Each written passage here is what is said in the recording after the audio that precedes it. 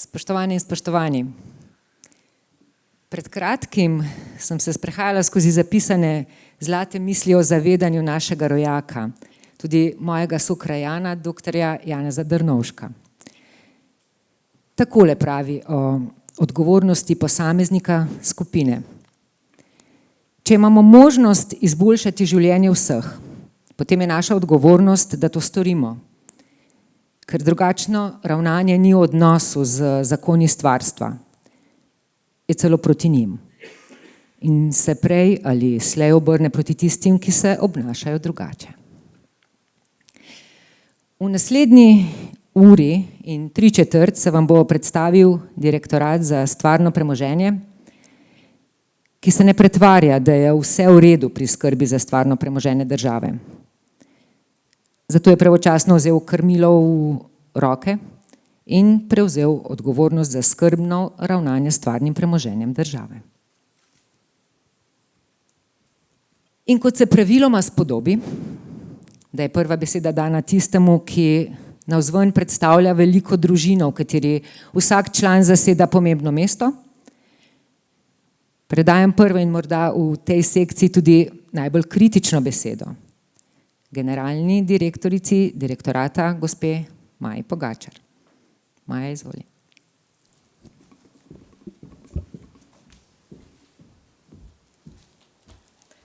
Tanja, hvala lepa in prav en lep pozdrav vsem skupaj tudi z moje strani. Ko se začne s prispevkom o Direktoratu za stvarno premoženje, je običajno nek uvodni nagovor, da zdaj je pa čas za resne stvari. In jaz pravim edino pravilno. Državne nepremičnine so javna sredstva, so limitirana javna sredstva, ki terjajo in si tudi zaslužijo maksimalno pozornost. Naslov mojega današnjega prispevka je na nek način širši, kot je pravzaprav pristojnost in odgovornost Direktorata za stvarno premoženje in tudi Ministrstva za javno upravo. Pa vendar sem ga zbrala ravno s tem namenom.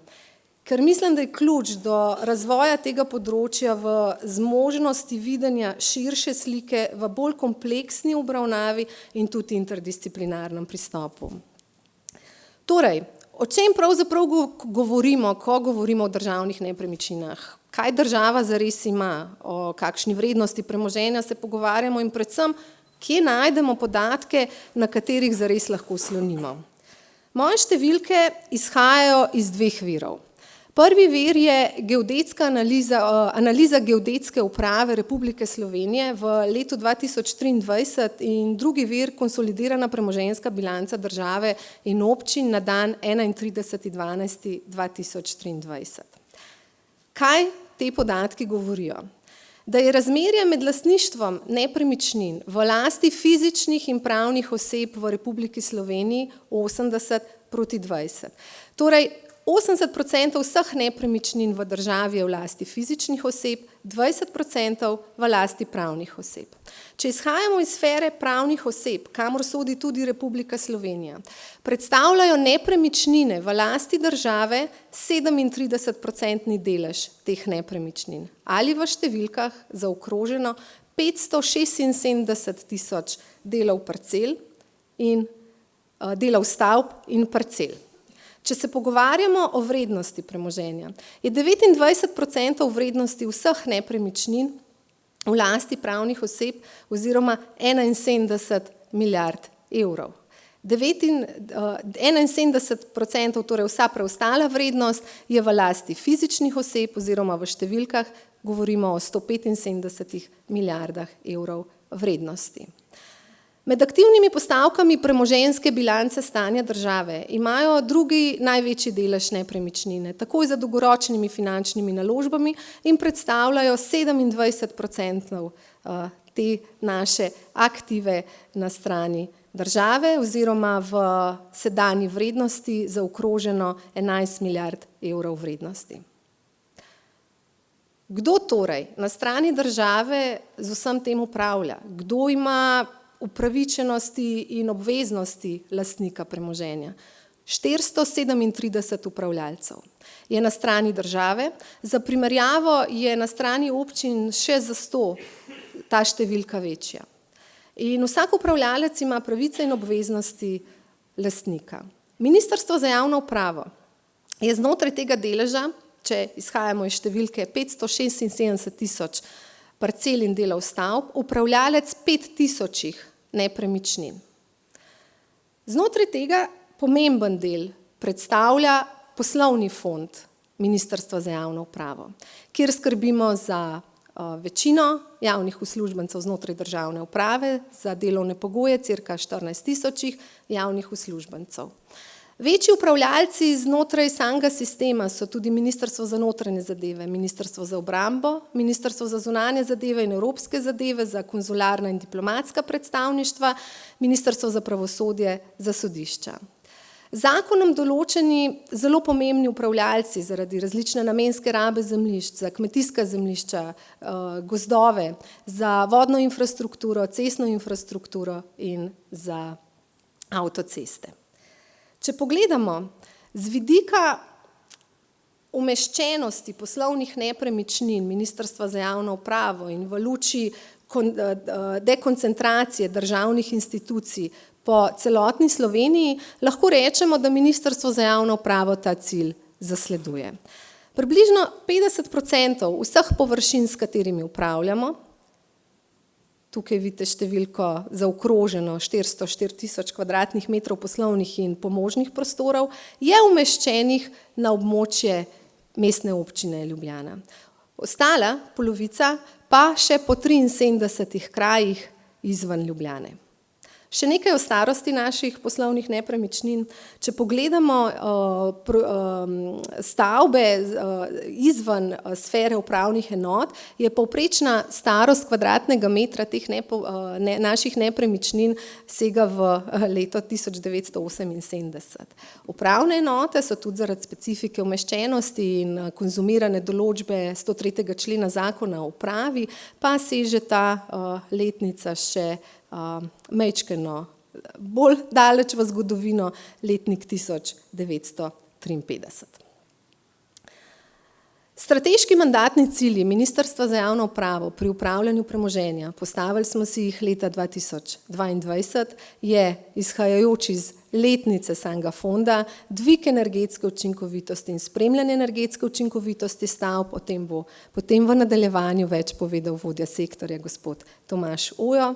Zelo pomembno, izboljšanje razmerja med lastnimi in najetimi prostorskimi kapacitetami, z vidika seveda trend gre v to, da se število lastniških nepremičnin povečuje, da se razmerje izboljšuje, trenutno je razmerje 70:30 v korist lastniških poslovnih prostorov in skupaj z že prej omenjenim 103. členom zakona o upravi te tri kategorije predstavljajo 98% vseh poslovnih razmerij Ministrstva za javno upravo na področju upravljanja poslovnega fonda.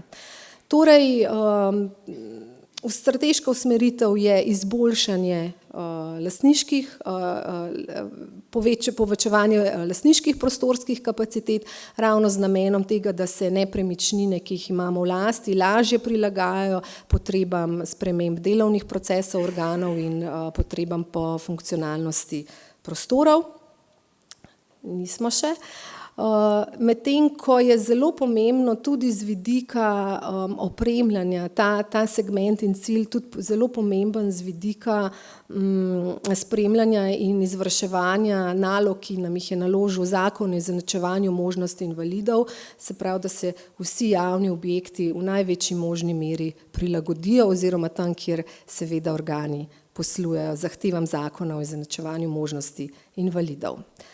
Tretji strateški cilj je, kot so kolegi že pred nami v drugih sekcijah povedali, da je ključ v ljudeh in tudi naš strateški cilj pri ohranitvi nivoja stanovanjskega fonda nekako sledi tej smeri.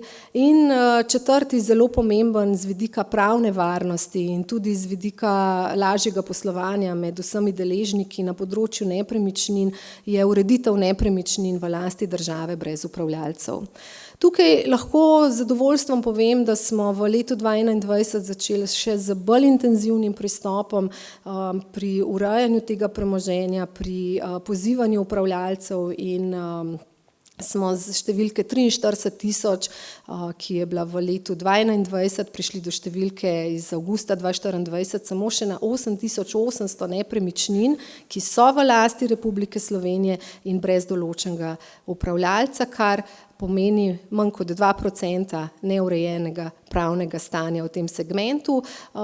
Za primerjavo mogoče povem, da je iz študije geodetske analize, ki sem jo uvodoma omenila iz leta 2023, razvidno, da imajo občine v tem segmentu urejenih 66% svojih nepremičnin, ampak vse to kaže na to, da se upravljalci stvarnega premoženja zavedajo svojih obveznosti in pomembnosti pravne ureditve tega segmenta. Če zaključim ta prvi del ali pa uvodni del, torej o tem, kaj država ima in kdo s tem upravlja, in se dotaknem vloge Ministrstva za javno upravo še kot sistemskega nosilca ravnanja s stvarnim premoženjem. Na eni strani torej na Ministrstvu za javno upravo izvajamo naloge upravljalca, enega od 437 na področju torej lastnine države, na drugi strani pa smo po zakonu o državni upravi tisti, ki postavljamo sistem ravnanja z nepremičnim premoženjem države. Kar se mi zdi ključno za vse, ki se z ravnanjem s stvarnim premoženjem države ukvarjajo tako na izvedbenem nivoju, kot verjetno tudi z vidika nadzora tega segmenta, je razumevanje pravzaprav vloge države v teh postopkih. Lastninska pravica je absolutna pravica in ni regulirana strani kakršnihkoli predpisov Evropske unije, kar pomeni, da razvoj tega področja temelji na domači stroki in poznavanju in izkušnjah pravzaprav domačih strokovnjakov, torej naših sodelavcev na sistemskem delu urejanja.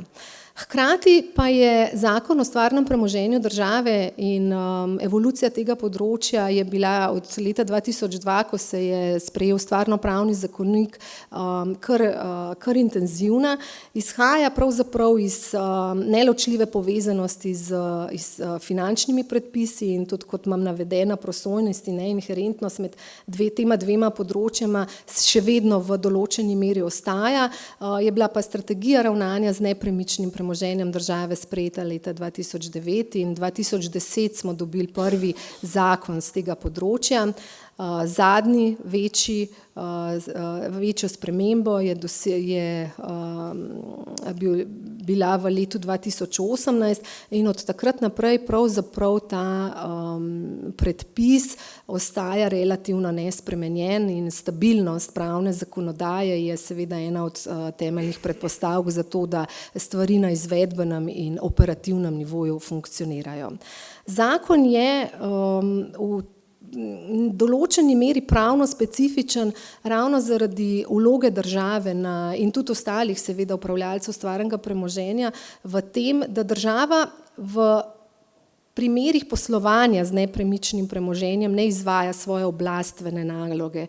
Torej tukaj država in tudi vsi ostali upravljalci stvarnega premoženja delujejo kot klasični civilno-pravni subjekti, se pravi v prirejenem položaju in je na nek način zakon varuh javnih sredstev, po drugi strani pa želi seveda odzivnost, fleksibilnost, sposobnost odzivanja, zagotoviti sposobnost odzivanja države v tovrstnih primerih, recimo najemov, nakupov.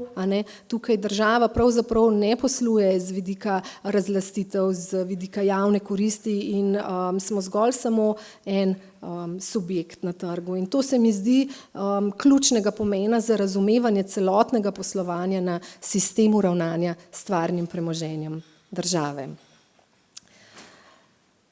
Če nekako zaključim to svojo uvodno predstavitev z pogledom naprej, torej z jutri, kot je tudi naslov naše konference, bi se dotaknila nekako v 4 sklopih tistega, kar se mi zdi pomembno, da bomo lahko učinkovito gospodarili z stvarnim premoženjem države. Že kolegi pred mano so govorili o tem in vsi vemo, da si želimo kompetenčne in visoko motivirane javne uslužbence. Kar se mi zdi pa izrednega pomena na področju upravljanja s stvarnim premoženjem pa je to, da se poudarja potrebnost interdisciplinarnega pristopa.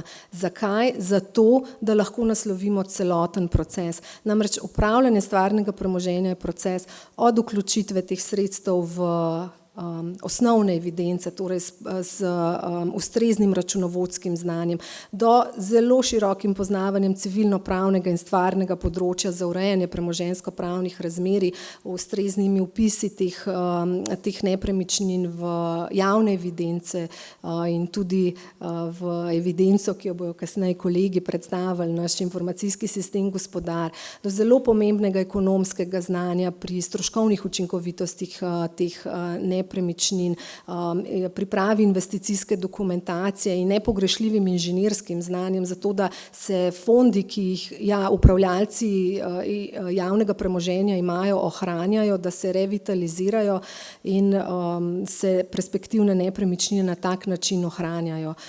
To je zelo pomembno, da pravzaprav združujemo znanje in res znamo pogledati začetek in konec tega procesa. Kar je podstat za urejanje tega premoženja je stabilen pravni okvir, to sem prej že omenila, zelo pomembno, zato da lahko, da smo tisti, ki poslujemo z nepremičninami, v smislu razumevanja procesa in z vidika pravne varnosti tistih, ki za nami kot deležniki tudi poslujejo. Strateške usmeritve, nujno potrebne za to, da na izvedbenem nivoju lahko podozemamo prave korake in smo operativno odzivni in seveda ne moramo mimo evidenca. Vsaka evidenca je pač vredna toliko, kolikor so kvalitetni podatki, ki so v njej vpisani. Tukaj bo seveda treba še nasloviti tako določeno urejanje lastninskih razmerij v zemljiški knjigi, kot določeni izzivi so na katastru nepremičnin in če se navežem še na informacijski sistem Gospodar, absolutno bo tukaj treba še kar veliko aktivnosti strani upravljalcev državnega premoženja. Zelo pomembno tudi je sodelovanje in povezovanje med različnimi deležniki. Tule bi rada opozorila na dva instituta, ki v obstoječi zakonodaji in tudi strateških dokumentih že obstojita. En je interni trg, kjer se srečujemo vsi upravljalci premoženja države, kjer je z vidika načela gospodarne izrabe in učinkovitega gospodarjenja absolutno pomemben, da si nepremičnine, ki jih en od upravljalcev ne potrebuje, izkoristijo za namen, ki je mogoče prepoznan pri drugem upravljalcu in seveda tudi med državo in samoupravnimi lokalnimi skupnostmi že obstoječa v bistvu pravzaprav zahteva, ki pa seveda ima svoj namen v strategiji ravnanja z nepremičnim premoženjem države. Ob primerih recimo brezplačnih prenosov na Ministrstvo za javno upravo smo že vpeljali prakso, da v takih segmentih skličemo, bom zelo poenostavljeno rekla, za isto mizo vse deležnike, tako občine kot upravljalce drugega premoženja in probamo v okviru enega primera čim bolj ekonomično prispevati k temu, da se odprta vprašanja in neke potrebe tako strani lokalnih skupnosti, se pravi občanov in državljanov in na strani države ustrezno naslovijo. O digitalizaciji, stalnosti, namenskosti sredstev bodo več povedali moji kolegi. Je pa še ena zadeva, to povezovanje na mednarodnem nivoju, kot sem prej omenila, je področje ravnanja s stvarnim premoženjem tisto, ki ni regulirano strani prava Evropske unije, je pa vsekakor to tisto, kar je pomembno tudi za prenos znanja in izkušenj in tudi nadaljnje nadaljnjo vlogo Ministrstva za javno upravo vidimo na tak način v prenašanju nekih dobrih praks, izkušenj, kar se da aplicirati pravzaprav v naše okolje, v tem, da vzpostavljamo nove, dobre prakse, jih prenašamo naprej, seveda znotraj danih upravnih okvirov in v tem segmentu seveda bo Ministrstvo za javno upravo še naprej igralo svojo vlogo, kot pač imamo moto na našem direktoratu ali pa enega od njih, znanje pač več kot ga kroži, več ga je, oziroma znanje je edina stvar, ki se množi, ko jo deliš, in v tem smislu bomo absolutno pač ravnali in postopali na našem direktoratu in Ministrstvu za javno upravo še naprej. Za konec se vam še zahvaljujem za vašo pozornost in spoštovanim kolegom predajam besedo. Hvala lepa, Maja. Če ste zelo pretanjeno poslušali, je generalna direktorica podala širšo sliko državnih nepremičnin. Se dotaknila sistema ravnanja s stvarnim premoženjem države in tako odgovorila na pogosto zastavljeno vprašanje, kaj država ima in kako s tem ravna. Pri tem je pojasnila vlogo Ministrstva za javno upravo in opozorila na obstoječe možnosti za še boljše sodelovanje med državo in samoupravnimi lokalnimi skupnostmi na področju poslovanja, ravnanja z nepremičninami. In zdi se mi, da je bilo njeno ključno sporočilo, ki se ga zavedamo, pa mogoče premalokrat glasno poudarjamo. Državne nepremičnine so javna sredstva, pri katerih ne sme biti prostora za mačehovski odnos.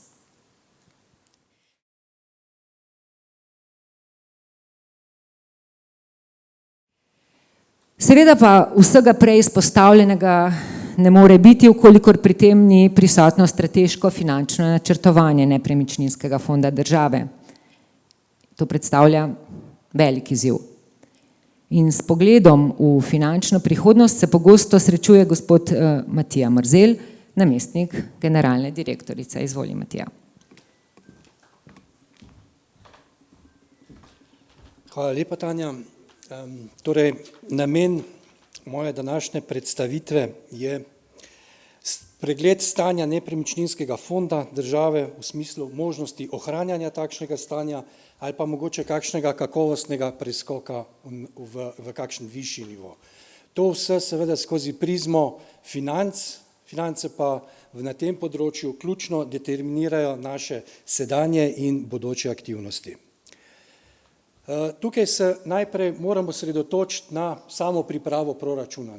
Proračun se pripravlja za 2 leti, projekti iz področja nepremičnin pa se vključujejo v načrt razvojnih programov. Načrt razvojnih programov je pa tretji del proračuna, ki kaže dolgoročno komponento proračuna.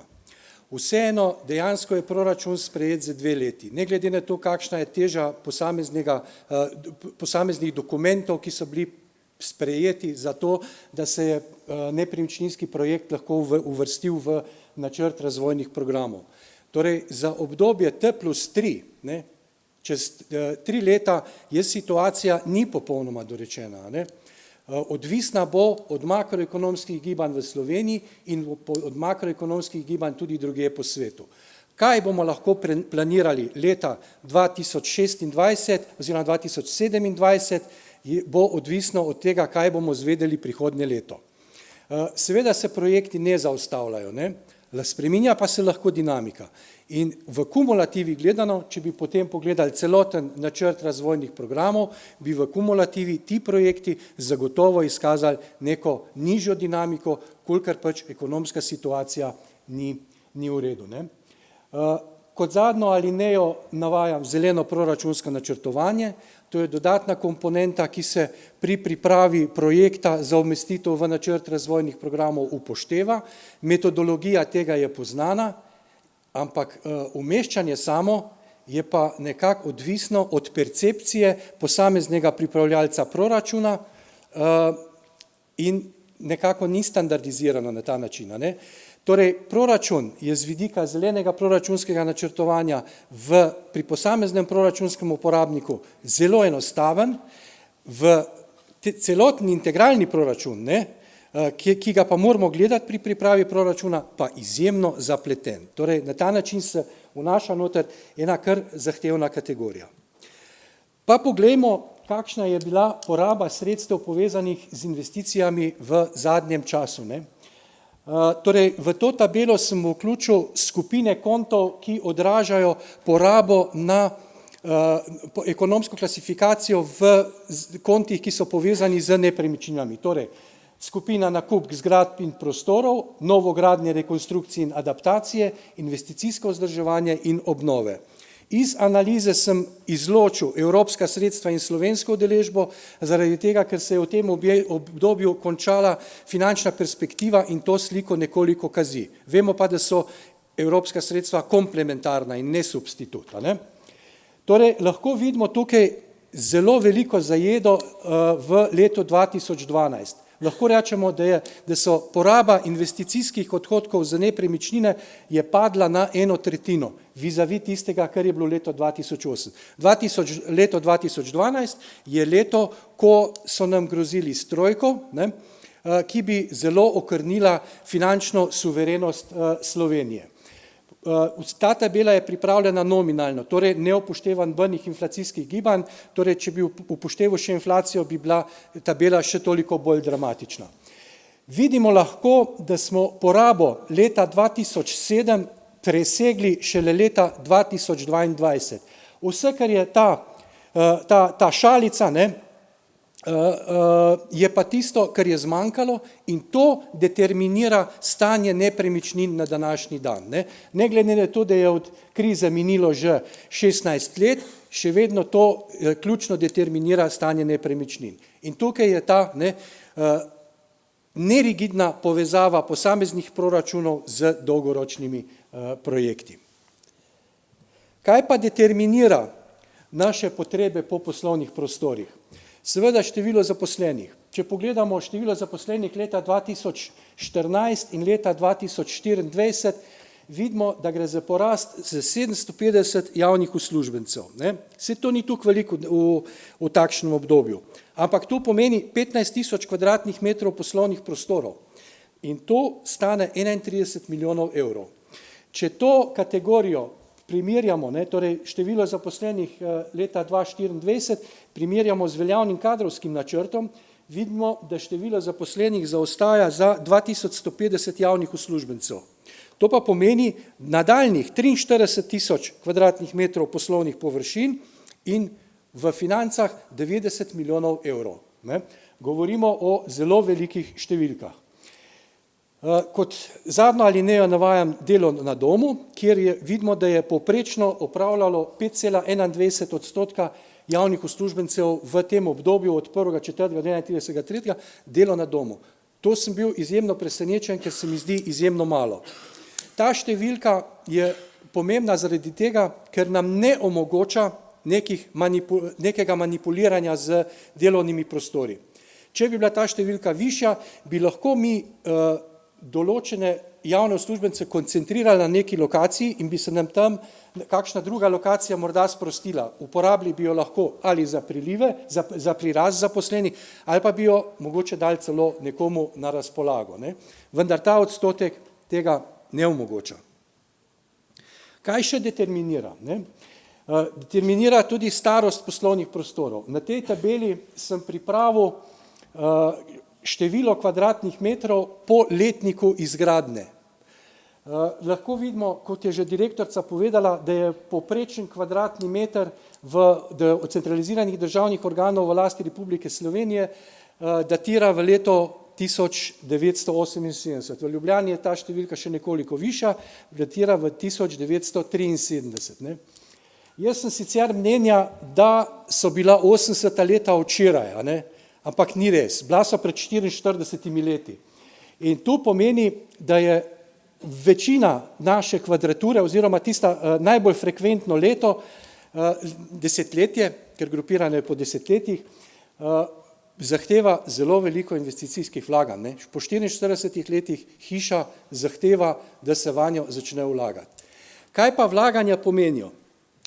Primer objekta iz leta 1938, kjer je šlo za celovito prenovo, samo fasada se ni izolirala, zaradi tega, ker se ni smela, ker je objekt pod spomeniškim varstvom. Prenovilo pa se je vsem, strošek na kvadratni meter 1400 evrov. Prenavljali smo objekt iz 60. leta, objekt je bil prenovljen celovito, ni pa bil prenovljen ovoj objekta, je pa cena znašala 900 evrov po kvadratnem metru.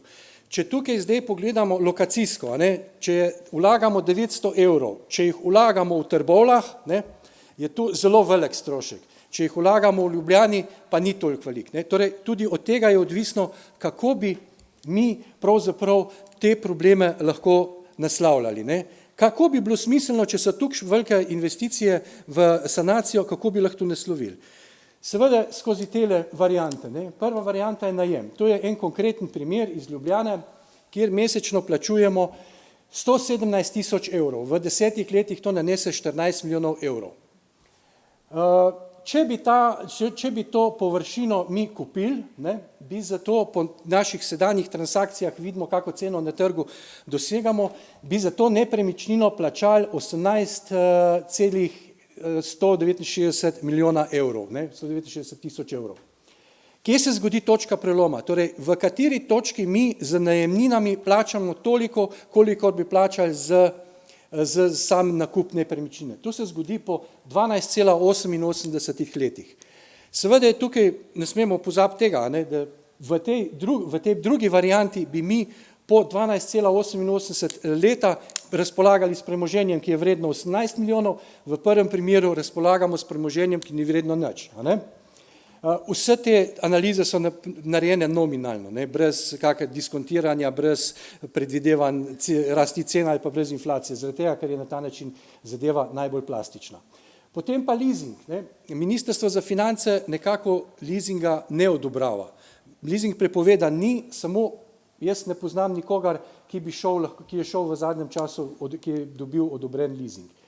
Če bi šli v leasing, bi ob 2% obrestni meri glavnico dosegli v 14,9 let, kar pomeni, da bi preplačali 2 825 000 evrov, bi bilo preplačila. Zdaj pa se jaz tukaj vprašam, kaj je zdaj tisto, kar je korektni izračun? Ali ni mogoče korektni izračun, ko jaz izračunam, kdaj bi z mesečnimi anuitetami dosegel preplačilo? Ker po tistem trenutku jaz odplačujem glavnico in tisto, kar odplačujem, je materializirano tudi že moje. To bi se pa zgodilo po 2 letih. Zdaj pa to so seveda sanje naše. Realnost je takšna, to je že v bistvu že direktorica povedala, kakšna je struktura teh lastniških prostorov, ki jih imamo.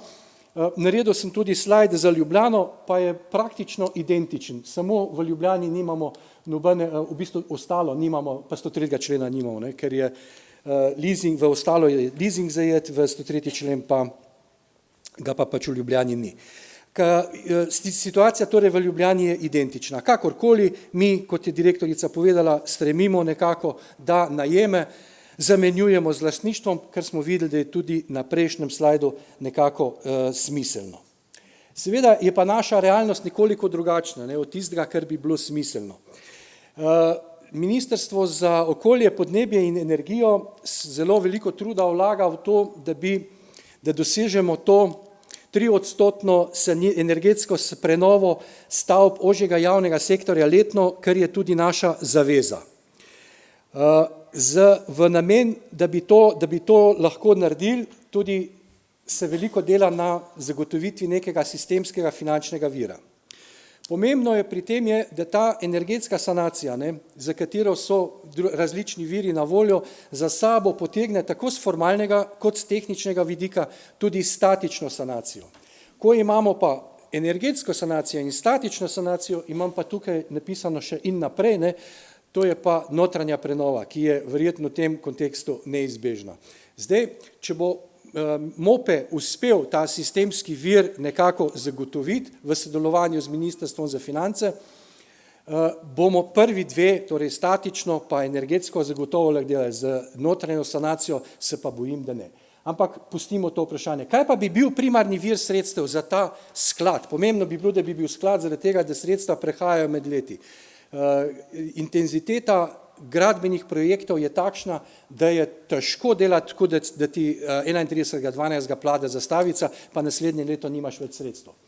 Prvo bi bila lahko sklad za podnebne spremembe, drugo bi bila kohezijska sredstva, tretje, to pa mene najbolj zanima, kaj je tisto, kar bo sistem. Obe prvi dve alineji sta v bistvu nek izreden dogodek. Ne? Za kohezijo pravzaprav sploh ne vemo, če bojo poslovni prostori državne uprave še upravičen strošek. Trajni integralni finančni vir, kaj bi bil? Ja, proračun verjetno, ne? Samo na kak način. Jaz si nekako laično zamišljam, da bi obračunsko to lahko bila amortizacija. Problem pa amortizacije je tudi, da je obračunska, da ne preuzroča likvidnostnega toka. Ne? Torej, kako bi amortizacijo spravili v nek likvidni tok, ki bi polnil nek sklad, iz katerega bi potem upravljalci nepremičnin lahko črpali sredstva, da bi renovirali svoje nepremičnine. No, in ko bomo to naredili, ko bomo ta sistemski vir imeli, bomo trčili pa na zadnjo oviro. To je pa kadrovski potencial, ker smo kot država popolnoma nezanimiv delodajalec. Ne?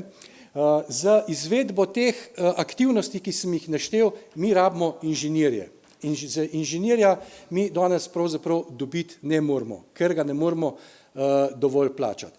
Seveda se bodo stvari v prihodnje obrnile, a ne? Ko bo prišlo ponovno leto 2008, pa jaz srčno upam, da ne bo takšno, kot je bilo, ampak takrat bomo imeli pa mi prepoved zaposlovanja. Ne? In tako gre to iz kroga v krog in na koncu se potem srečamo z starostno kadrovsko strukturo takšno, ki jo imamo. In ta pa na dolgi rok ni vzdržna. Ne? Torej, tukaj bo potrebno neke korenite spremembe narediti. Jaz sem nekaj problemov nanizal, odgovorov podal premalo, pa mogoče pokazal, kakšno je stanje. Za pozornost bi se vam pa zahvalil.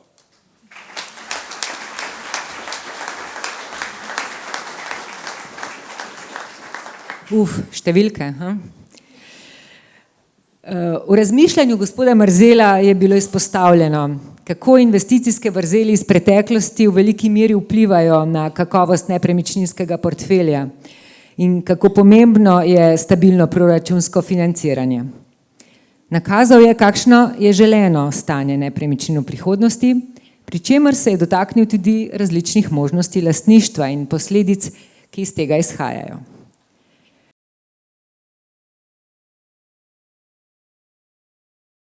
Ker smo pozitivno naravnani, je prav, da nadaljujemo pozitivno, ker se nam dogajajo tudi dobre prakse. En tak primer z področja investicij projektov, ki v prihodnje sledijo, bo predstavil vodja službe za investicije, gospod Tomaž Ojo. In Tomaž, prosim, izvoli.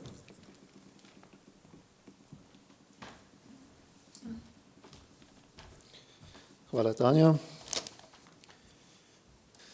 Torej, lep pozdrav še z moje strani. Moj prispevek današnji prispevek bo govoril o soinvestiranju v projekte, kjer pri naložbah Ministrstvo za javno upravo sodeluje kot soudeleženec z drugimi javnimi subjekti. Običajno so to občine, lahko so pa tudi druga ministrstva. V prvem delu bom pozornost posvetili soinvestiranju v objekte, kjer prostore zasedajo in uporabljajo upravne enote po 103. členu Zakona o upravi. Ob koncu pa si bomo pogledali še dober primer prakse. Torej, kot sem omenil, si upravne enote po 103. členu prostore objektov delijo z občinami in jih uporabljajo brezplačno. 103. člen pa obenem nalaga upravljavcu, torej Ministrstvu za javno upravo, da ob investicijskih namerah občine v obnovo prostorov oziroma v obnovo skupnih delov in naprav v objektu občine, torej da obvestijo tudi Ministrstvo za javno upravo in da pri tem sodelujejo. V obnovo gre za Ministrstvo za javno upravo v investicijskih namerah, v obnovo prostorov, skupnih delovnih naprav, uporabljajo faktorji glede na površino objekta, ki jo uporablja upravna enota, in s tem se določi delež sofinanciranja oziroma prispevka Ministrstva za javno upravo. Ponavadi se dogovorimo za način povračila stroškov na podlagi izdanega refundacijskega zahtevka občine, lahko je dogovor tudi drugačen, ampak do zdaj smo se posluževali tega načina, torej z refundacijskimi zahtevki. Dve poglavitni zadevi sta pomembni v tem procesu. Ena je pravočasnost in druga so seveda sredstva. Poglejmo, zakaj je pravočasnost.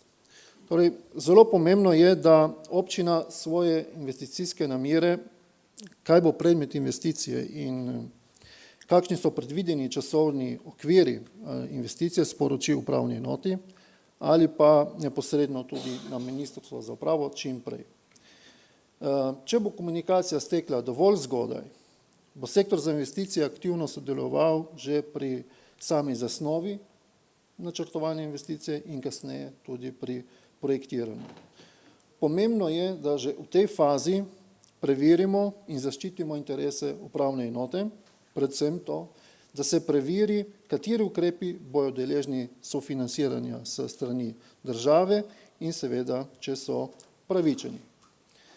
Naložbe in ukrepi so lahko zelo različni, ponavadi gre tukaj za energetske sanacije objektov, ureditve dostopov za invalide, izgradnja dvigal, različne naložbe v skupne dele naprave, tudi sanacija kanalizacijskega priključka ali pa sanacija energetskega elektropriključka, skupne električne peljave, APZ sistemi.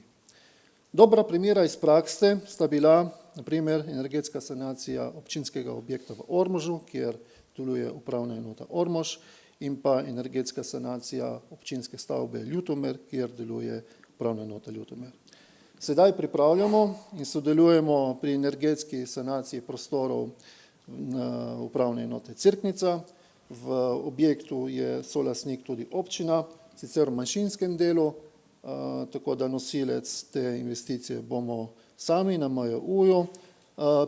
Pripravljamo določene ukrepe energetske sanacije tudi z občino Sevnica, kjer deluje upravna enota Sevnica. Pred 2 tedni smo imeli sestanek na občini Šentjur pri Celju, torej oni se pripravljajo na energetsko sanacijo, povabljeni smo bili na prvi uskladitveni sestanek s projektantom, tako da so nam predstavili naložbo in seveda gremo naprej z investicijo. Ukvarjamo se trenutno tudi z nekaterimi manjšimi investicijami na upravni enoti v Škofji Loki, na upravni enoti v Tržiču, kjer bomo uredili v predverju oziroma v pritličju prostore za delovanje s strankami, in na upravni enoti Radovljica, kjer bomo zamenjali celotno stavbno pohištvo in uredili oziroma obnovili fasado, ki je pod strogim ZVKD režimom, če morda poznate, to je objekt Čebelica. Skupno pri vseh teh objektih pa je to, da sodelujemo z občinami na podlagi sklenjenega sporazuma o soinvestiranju. Torej, veliko projektov imamo v teku, pri katerih z občino sodelujemo že v fazi načrtovanja. Kot sem že prej omenil, to je pomembno zaradi določitve višine sofinanciranja, določitve, kateri so upravičeni stroški, ki jih pokrije Ministrstvo za javno upravo, torej tisti stroški, ki vplivajo na izboljšanje neposredno ali posredno delovnega okolja zaposlenih na upravni enoti. Na primer, energetske sanacije, praktično vsi ukrepi, ki so navedeni, ki so v energetski sanaciji predvideni, vplivajo posredno ali neposredno na delovno okolje zaposlenih. Obnova fasade, toplotna izolacija podstrešja, torej sanacija vlaga v kletnih zidovih, to vse posredno ali neposredno vpliva na delovno okolje in tudi potem seveda na zmanjšanje obratovalnih stroškov za potrebe ogrevanja. Seveda med upravičene stroške spadajo tudi vsi ukrepi za zagotavljanje dostopnosti za invalidne osebe, torej rampe, dvigala, sanitarije in vsi ostali ukrepi, ki spadajo v to zagotavljanje dostopnosti. Vsakega je seveda potrebno ovrednotiti in ugotoviti, ali je del financiranja in v kolikšni meri. Drugi ključni element, ki vpliva na naložbe, so seveda zagotovljena sredstva. Odvisno od višine potrebnih sredstev za izvedbo investicije morajo biti seveda sredstva na predlog sektorja za investicije odobrena in rezervirana v določenem proračunskem obdobju. Osnova za izvedbo investicije, kot smo že omenili, je sklenjen sporazum o sofinanciranju, kjer so definirana vsa razmerja med deležniki. Torej, definirana je višina investicije, definirani so deleži, ki jih morajo posamezni deležniki zagotoviti, kdo je nosilec investicije, ponavadi so to občine, ker po večini zasedajo večinski del prostorov, v katerih so upravne enote. Potem so tudi v sporazumu določeni, kakšni so načini refundiranja in katere vse priloge morajo biti priložene pri izvedbi, da lahko torej mi izvedemo potem izvedbo plačila refundacijskega zahtevka in kar je še pomembno, v sporazumu mora biti določeno tudi, kdaj se bo investicija izvajala, kar je pomembno zaradi rezervacije sredstev po proračunskih obdobjih. Torej, sektor za investicije je dokaj aktiven udeleženec v vsem tem procesu, ne glede na to, kdo formalno sicer vodi postopke. Torej, želimo sodelovati že pri projektiranju, želimo vedeti, naprimer pri energetski sanaciji, kateri ukrepi se bojo izvajali, pregledati želimo projektno dokumentacijo in podati na njih pripombe, ker niso vsi ukrepi, ki so predvideni v popisih, v projektni dokumentaciji, taki, ki imajo posledice energetsko učinkovitost. V nadaljevanju smo seveda tudi aktivni udeleženec pri izvajanju del, sodelujemo na vseh operativnih sestankih, na gradbiščih, vodimo nadzor nad gradnjo, torej nadziramo potek gradnje, da se vgrajujejo pravilni materiali, da gradnja poteka skladno s terminskim planom, pregledujemo tudi gradbeno knjigo, ter na koncu seveda želimo biti prisotni tudi pri primopredaji objekta strani izvajalca na naročnika in smo tudi sopodpisnik primopredajnega zapisnika. Torej, med samo gradnjo se zgodi veliko nepredvidenih okoliščin. V Ormožu, naprimer, ko smo izvajali energetsko sanacijo, smo začeli z gradnjo sredi pandemije koronavirusa in seveda takoj smo se soočili s zahtevki za povečanje cen materialov, popolnoma upravičeno. Razni zahtevki seveda so za dodatna dela, več dela, podaljševanje rokov. Veliko je pa tudi takih predvidenih ukrepov, ki jih tudi sami predlagamo, ki so smiselni in ki se ugotovijo med samo gradnjo. Tako da veliko je okoliščin, na katere se je potrebno prilagajati in najti odgovore med samo izvedbo in zato je zelo pomembno, da med udeleženci, torej med občino, upravno enoto in ministrstvom za javno upravo poteka ustrezna komunikacija.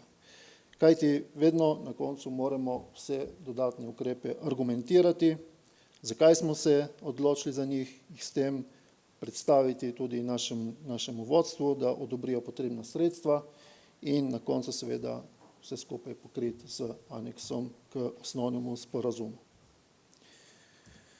Tako, dajmo si pogledati sedaj še, kako je potekala energetska prenova objekta upravne enote Ormož.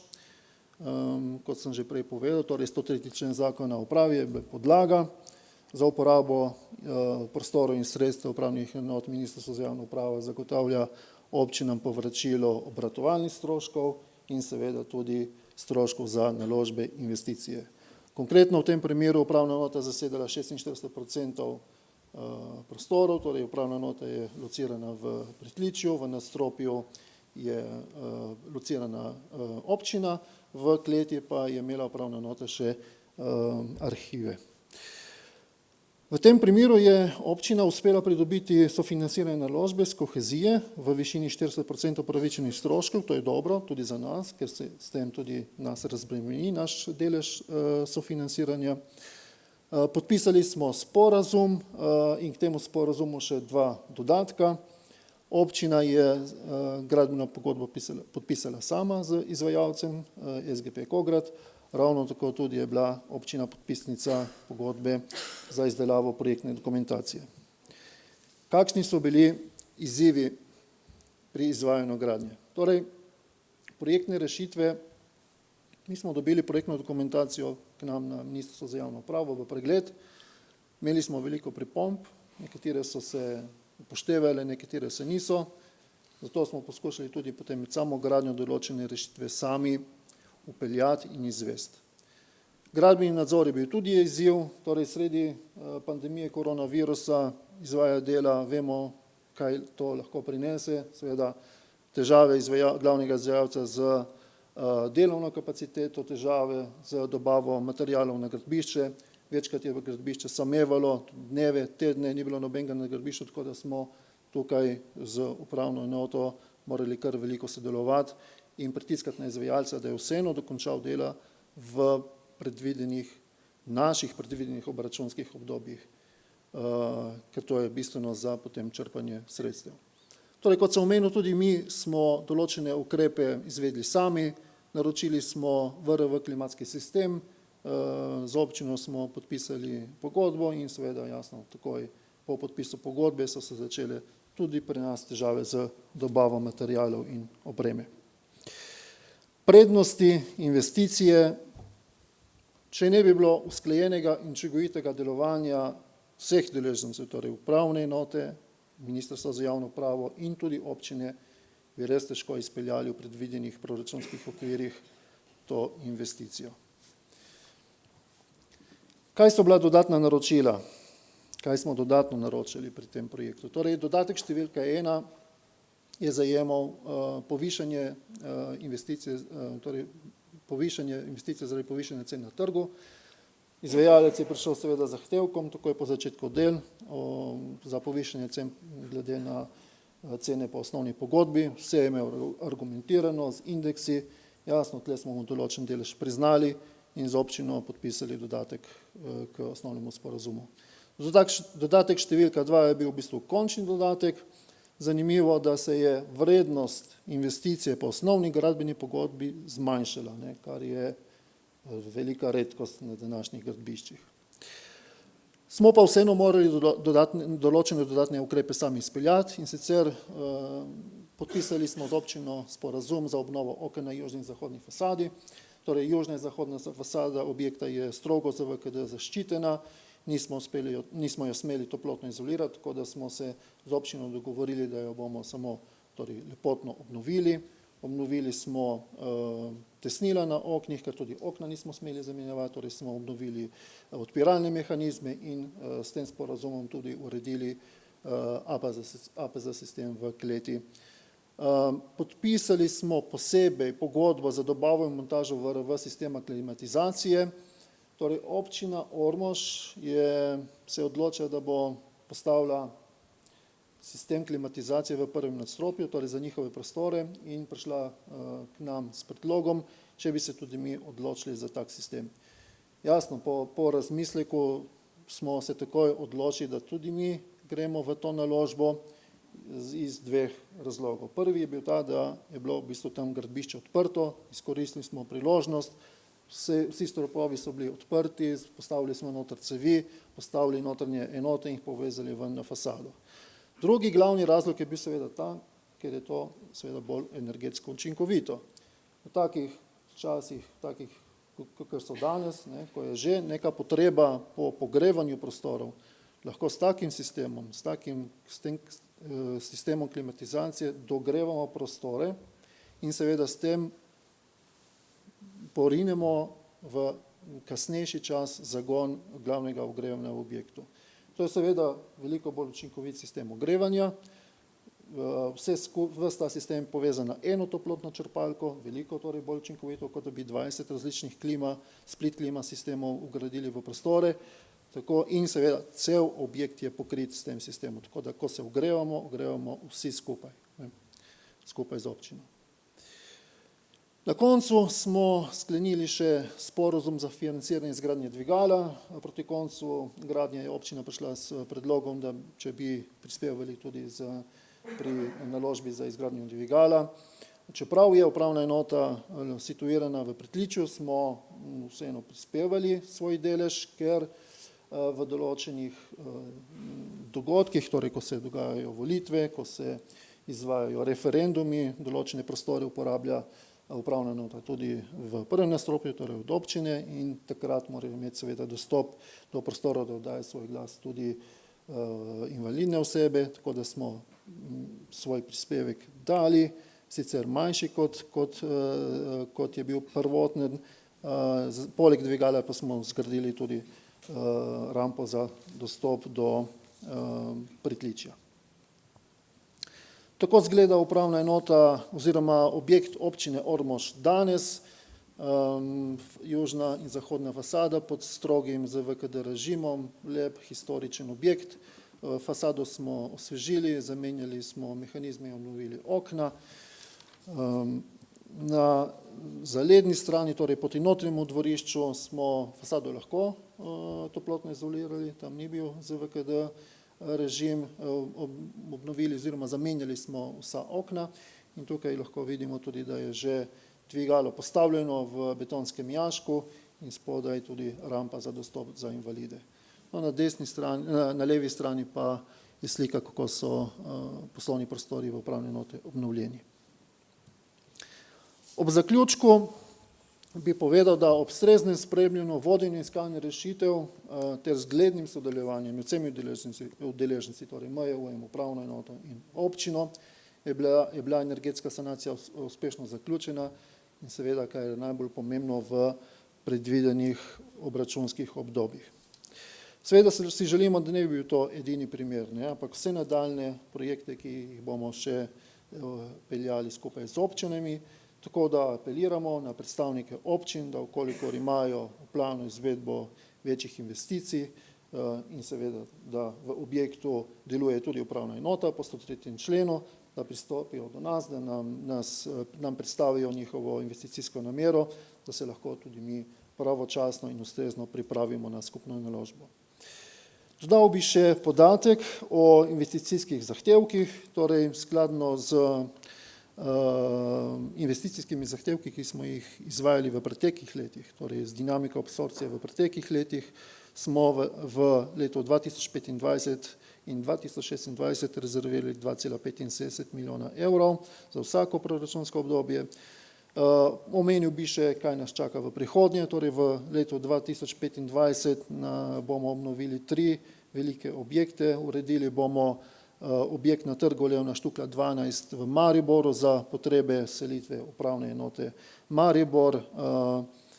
Izvedli bomo energetsko sanacijo objekta Agencije Republike Slovenije za okolje v Ljubljani in uredili prostore za finančni urad v Novi Gorici. Hvala za pozornost.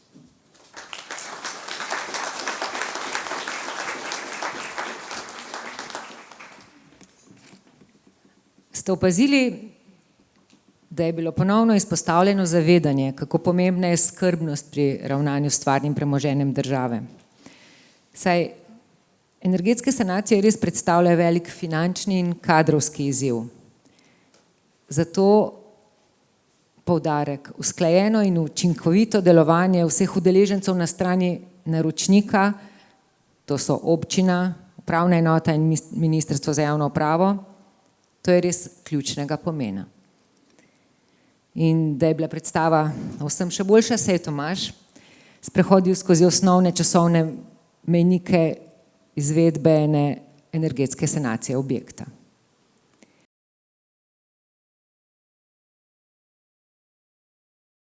Sledita 2 predstavitvi, ki sta pravzaprav prikaz aplikacij.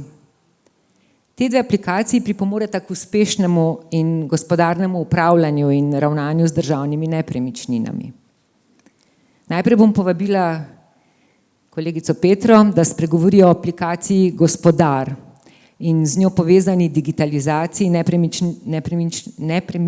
nepremičninskega poslovanja, se opravičujem. In Petra je vodja projekta, zato bom njej dala priložnost, da o tej aplikaciji spregovori. Petra, izvoli. Te bom pa še nekaj vprašala, zato še stojim. Petra, aplikacija Gospodar predstavlja rešitev, ki omogoča, da se iz mnogoterih evidenc, kot so zemljiška knjiga, zemljiški katastar, Excel tabele, posamezni zapiski, slike, ki terjajo od nas predvsem veliko časa, izkristalizira enotna evidenca. In ta enotna evidenca povezuje vse potrebne podatke, imam prav. Prosila bi te, če nam malo bolj podrobno in poenostavljeno prikažeš vsebino informacijskega sistema Gospodar in načrtovane dograditve, ki naj bi omogočile zbiranje in upravljanje s podatki, potrebnimi za upravljanje nepremičnin na sodoben način. Izvoli. Ja, hvala za besedo. Lepo pozdravljeni tudi z moje strani. Nekateri ste se z informacijskim sistemom Gospodar že srečali, že približno ste videli, kako izgleda oziroma ga že uporabljate. Drugi boste pa danes videli nekaj tiste osnove za sam občutek, kako sam informacijski sistem izgleda. Najprej pa moram vseeno izpostaviti tisto osnovo, zakaj je do te evidence sploh prišlo. In sicer Zakon o stvarnem premoženju države in samoupravnih lokalnih skupnosti je tisti, ki je nam vzpostavil to dolžnost, se pravi Ministrstvu za javno upravo, da vzpostavimo in tudi vodimo evidenco nepremičnin.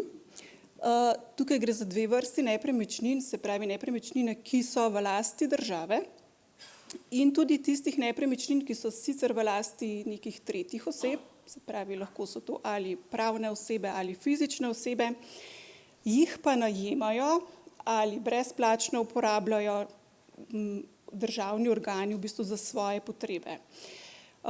Lahko gre tukaj tudi za določene parcele, na kateri je ustanovljena služnost v korist države ali mogoče stavbna pravica in kot že omenjen najem in takšna in drugačna uporaba. Zakonom hkrati določa tudi vsebino evidence, in sicer za vsako posamezno vrsto nepremičnine, ki se v evidenco vpisuje, torej minimalne kriterije in podatki, ki morajo biti v evidenci za parcelo, za stavbe in dele stavb in tudi objekte gospodarske javne infrastrukture. Hkrati nam zakon omogoča tudi povezljivost evidence in samega informacijskega sistema Gospodar z drugimi zunanjimi matičnimi evidencami. To so predvsem zemljiška knjiga in evidence Geodetske uprave Republike Slovenije. Te dve sta za izpostaviti, se pa povezuje Gospodar tudi z nekaterimi drugimi evidencami. Sam namen evidence je ta v bistvu, da so podatki, tisti vsi potrebni podatki za uspešno gospodarno upravljanje z nepremičninami zbrani na enem mestu, ker nam le to omogoča v bistvu tisti pravi nadzor nad nepremičninami in načrtovanje in kot že omenjeno končno in željeno gospodarno upravljanje teh nepremičnin. Zdaj pa si poglejmo, kako izgleda sama evidenca. Slike bodo sicer statične, ampak tisti prvi vtis bo. Tole je prikazana vstopna stran po izvedenih vpisih v evidenco. Same nepremičnine, se pravi, ko gre za parcelo, posamezen del stavbe, stavbo oziroma objekt gospodarske javne infrastrukture, se v evidenco vpisujejo v enoto, ki se imenuje kompleks Ta naj bi predstavljal geografsko zaključeno celoto. Priznamo, da v vseh primerih enako, vseeno pa sledimo temu osnovnemu namenu, kaj pomeni kompleks. Ta prikaz, v bistvu, ki ga tukaj tudi vidite, je za uporabnika, ki je zaposlen znotraj Ministrstva za javno upravo. Zakaj to pravim? Ker se v bistvu vsakemu uporabniku prikažejo vsi kompleksi, ki so v upravljanju upravljavca, kjer je ta uporabnik zaposlen. Torej, kot tukaj vidite, ko sem rekla, tukaj gre za kolegico Tanjo, ki je, se pravi, zaposlena na Ministrstvu za javno upravo, prikažejo se ji vsi kompleksi, ki so v upravljanju Ministrstva za javno upravo, oziroma če je nekdo nekje drugje zaposlen, je potem to drugače. Kot eden izmed pomembnih podatkov na tej vstopni strani bi izpostavila, zdaj pa da sprobam tale gumbek. Aha, bo. Evo tale podatek tukaj zgoraj, neskladja. Gre za podatek, ki pove oziroma prikaže podatek, kjer je neka vrednost v informacijskem sistemu Gospodar vpisana drugače, kot je to v zunanji matični evidenci. Naprimer, da smo mi v samem Gospodarju popravili letnico izdelave stavbe, sam podatek pa v katastru nepremičnin še ni bil popravljen, je to dejansko prikazano tukaj v podatkih o neskladjih in lahko mi temu sledimo, da vemo, ali je bil podatek tudi na strani geodetske uprave popravljen ali ne. Do posameznih podatkov najlažje dostopamo preko osnovnega menija. Tokrat je ta prikaz za skrbnika MJU, to je tudi ena izmed uporabniških pravic, in sicer predvsem zato, da se vidi, katere vse funkcionalnosti oziroma možnosti evidentiranja podatkov znotraj samega informacijskega sistema so. Je pa seveda tudi prikaz odvisen od samih uporabniških pravic. To je tisti najširši prikaz, vkolikor je neka, bom rekla, nižja uporabniška pravica, je prikaz malenkost drugačen. Predvsem tistega možnosti klika na upravljanje sistema, druge pravice nimajo. Zdaj bo pa en filmček se malo kratko zavrtel, da bo boljši občutek. Bo? Aha, ne moram iti nazaj. Bo? Ja, podatki, posamezne nepremičnine so organizirani po sklopih. Tole je primer za del stavbe, ki ima mogoče najširše podatke, največ podatkov je možno vpisati. Zdaj pa, ker je bilo tole majčkeno hitro se zvrtelo, pa ni bilo vidno mogoče čisto natančno, kateri so tisti podatki, gremo še vsakega malenkost posamezno pogledati, kaj točno to je. To so tisti sklopi, če ste videli, tale del so dejansko bližnjice do sklopov posameznih podatkov na desni strani, kjer se to odpira in se podatki natančno prikažejo. Pa gremo kar naprej pogledati. Najprej pri vsaki posamezni nepremičnini so zgoraj prikazani podatki kompleksa, v katerega je nepremičnina vpisana, potem pa začnejo sklopi podatkov. Prvi so osnovni podatki, med te spada lastninsko stanje nepremičnine, se pravi identifikatorji nepremičnine, vpisuje se številka zadeve iz dokumentnega sistema in še nekateri drugi podatki. Nadalje potem lahko vpišemo skrbnike nepremičnin, to je pomembno predvsem pri tistih večjih upravljavcih, kjer imamo posamezne zaposlene za samo določene nepremičnine, ne skrbijo vsi za vse nepremičnine, pa da je vseeno malenkost ločeno. Tudi preko uporabniških pravic, kdo lahko potem ureja podatke te posamezne nepremičnine. Torej, če je vpisan kot skrbnik, je to tisti, ki skrbi za te podatke in jih lahko tudi ureja, drugi pa ne. Nadalje so potem tukaj katastrski podatki, to so tisti, ki so prevzeti iz evidenc Geodetske uprave Republike Slovenije, potem zemljiškoknjižni podatki, prejle, če ste mogoče opazili, so potem tudi finančni podatki, nepremičnine, dodaja se lahko dokumentacijo, pripenja, bom rekla, oziroma vpiše podatke o izvedenih investicijah. Pri stavbah je pa potem dodaten podatek še možnost vpisa pisarn in uporabnikov teh pisarn.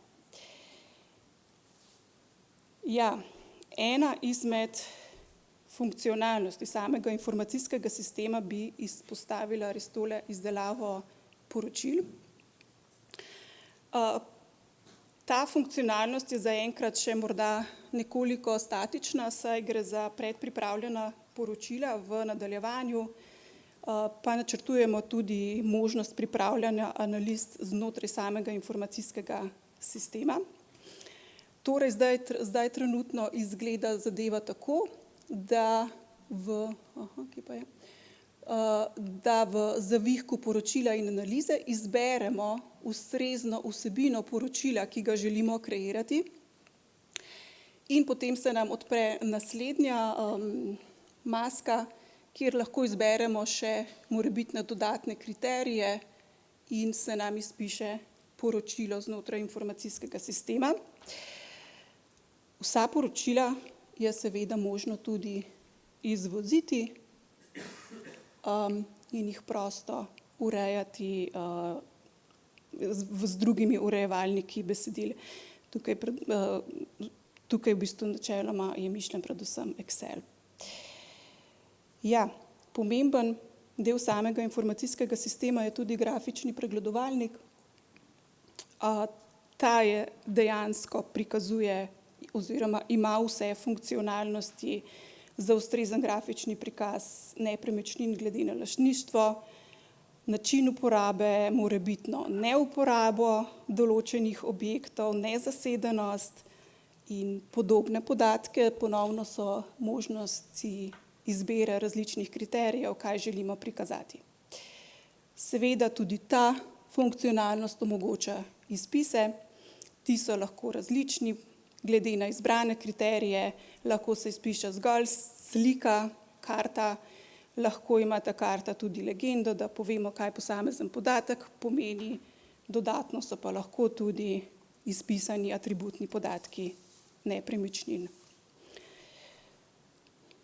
Zdaj pa pogledamo, kaj pa želimo v prihodnosti narediti. Mogoče se kdo vpraša, ker gre za nov informacijski sistem, zakaj so potrebne posodobitve samega informacijskega sistema. Stvar je taka dejansko, da smo že tekom samega razvoja informacijskega sistema in tudi potem, ko smo začeli z uporabo, zaznali, da so dejansko pričakovanja uporabnikov res visoka. Če upoštevamo zdaj ta pričakovanja na eni strani, na drugi strani pa seveda vse večje težnje po digitalizaciji delovnih procesov, med te delovne procese seveda spada tudi digitalizacija nepremičninskega poslovanja.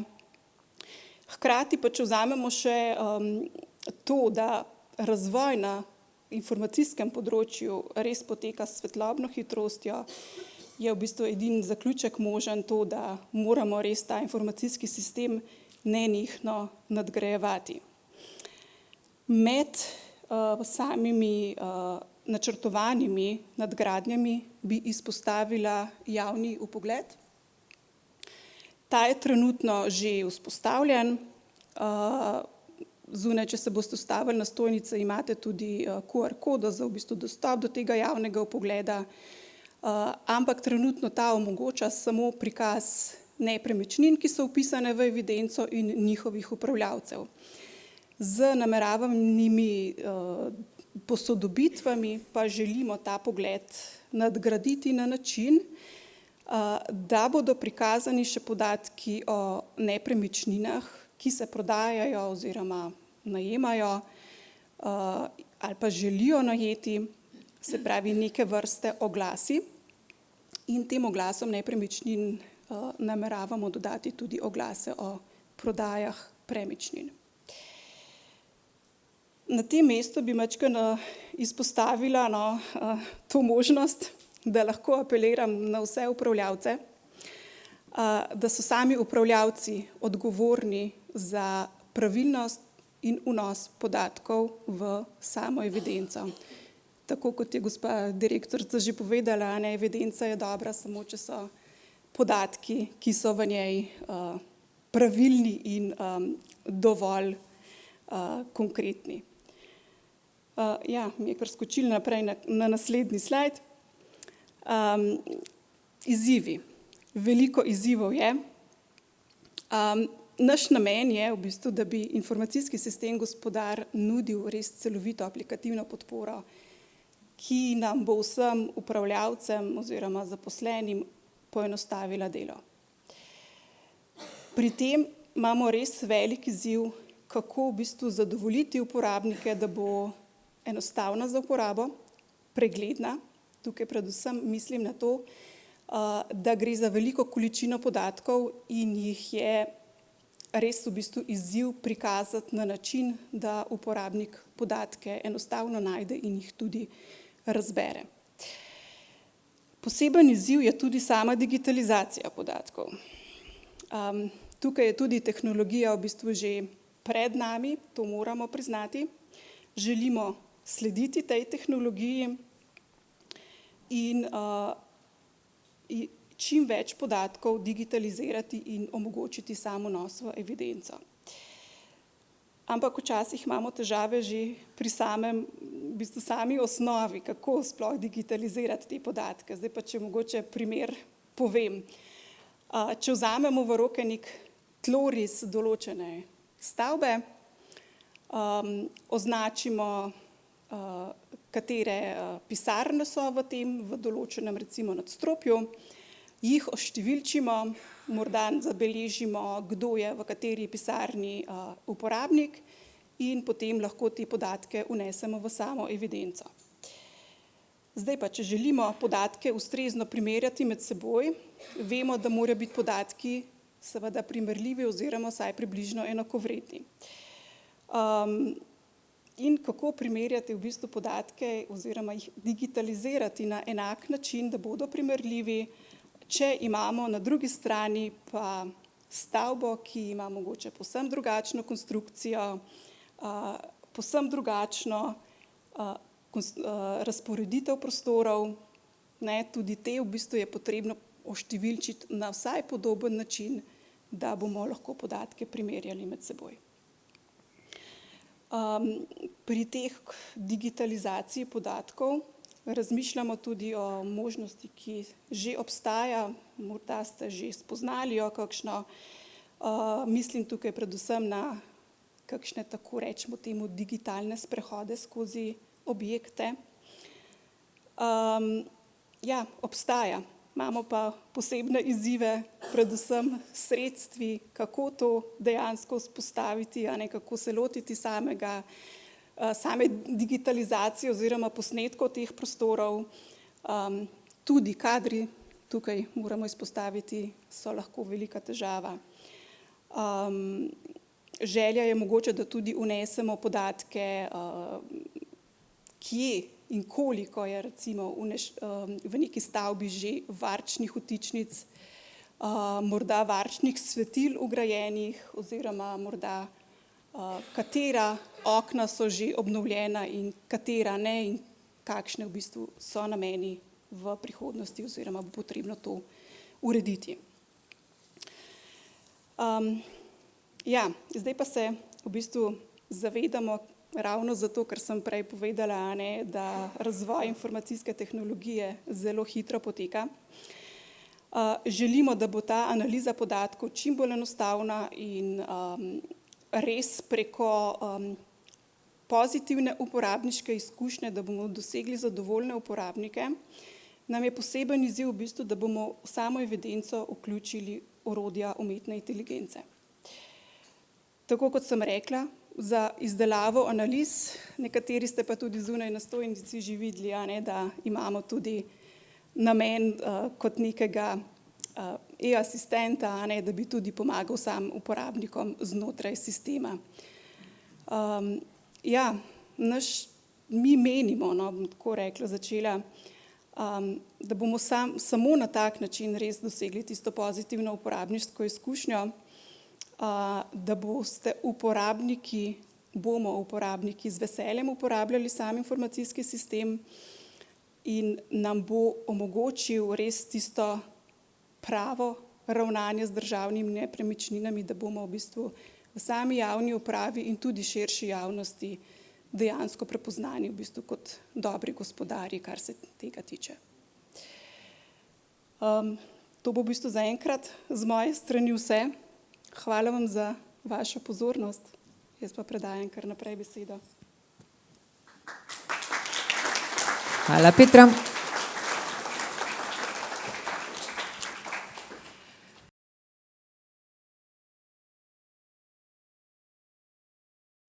No, zdaj pa bomo vstopili v svet spletnih javnih dražb. To skupaj s kolegico Metko Smrdelj. Ja, tudi na področju prodaje stvarnega premoženja države se dogaja digitalna preobrazba.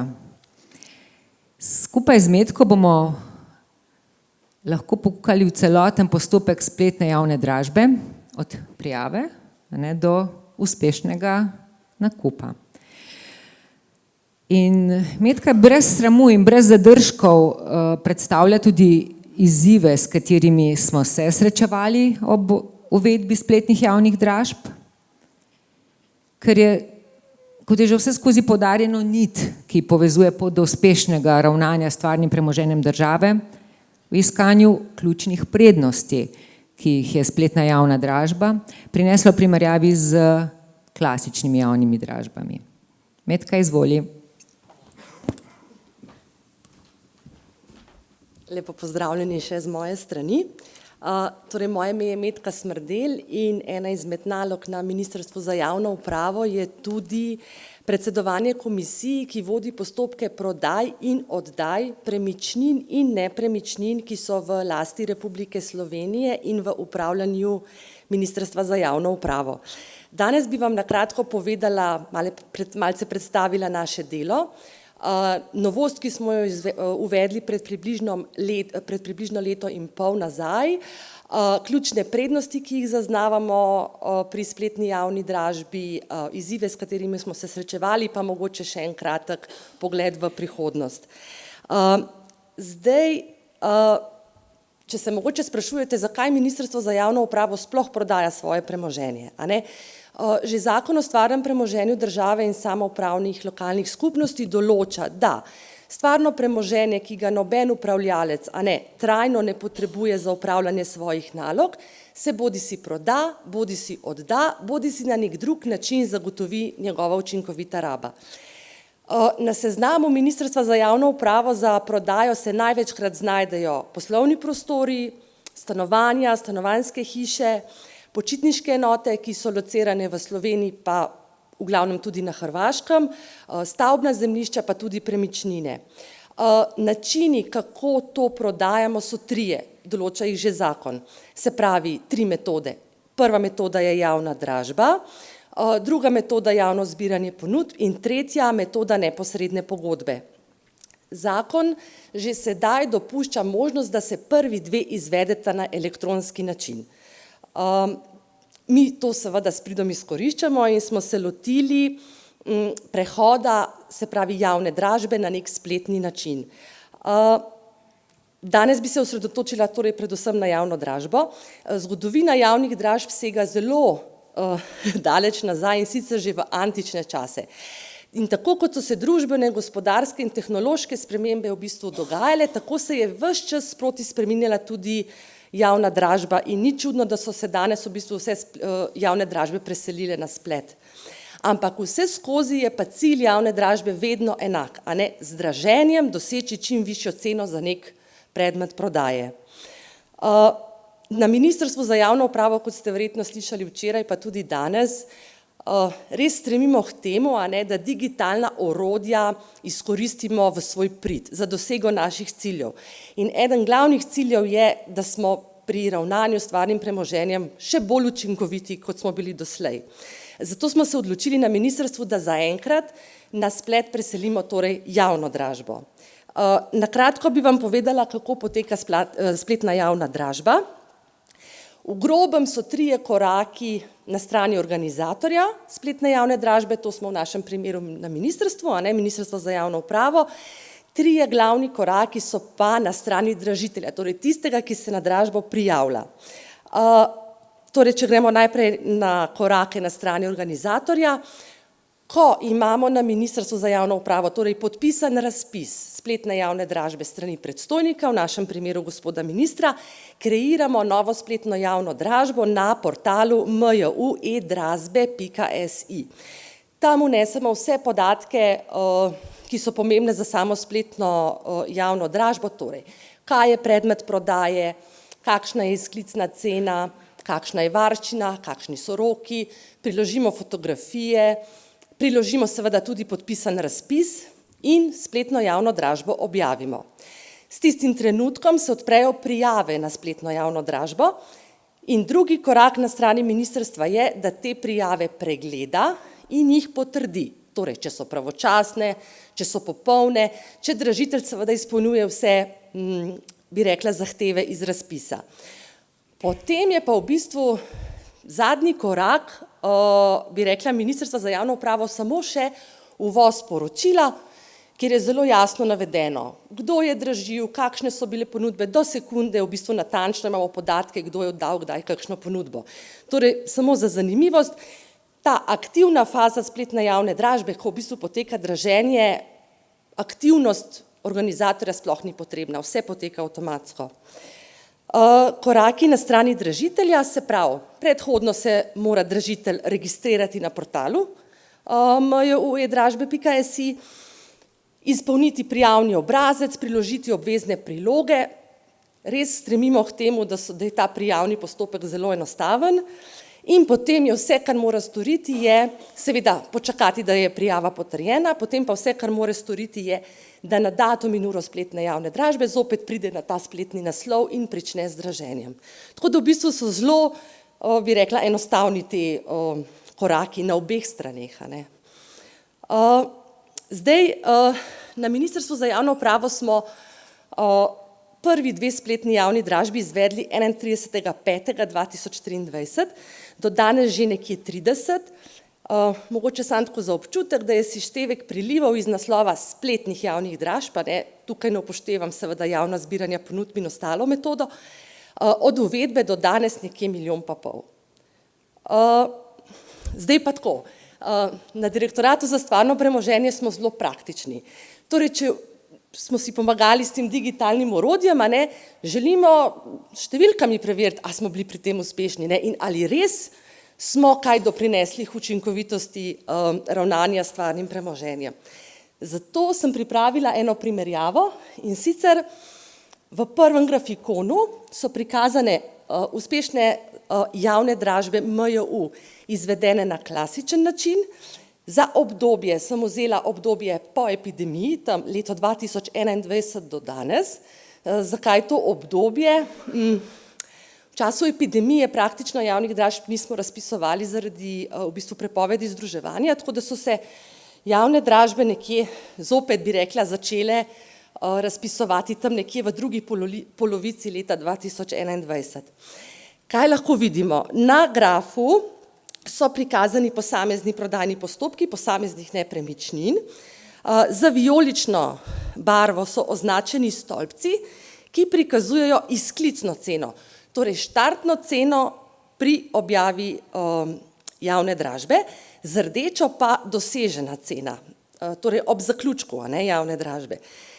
Če nekako lahko naredimo povzetek, lahko ugotovimo, da smo kakšnih posebnih presežkov nismo naredili, da več ali manj smo dosegli izklicno ceno, razen v prvem primeru nekje za 20% višjo ceno po zaključku dražbe.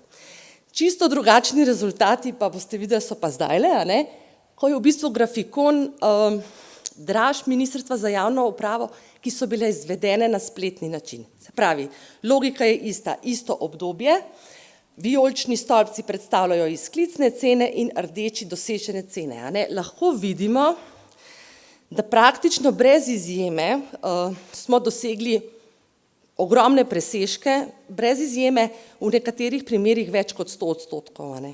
Zdaj, ali je razlog za ta dober rezultat samo v načinu izvedbe dražbe, je sicer malce težko trditi, sploh glede na majhen vzorec, ki je, ampak trend se nakazuje in zelo smo zadovoljni z njim in Ministrstvo za javno upravo od uvedbe spletnih javnih dražb v maju 2023 ni izvedlo praktično nobene javne dražbe na klasičen način več.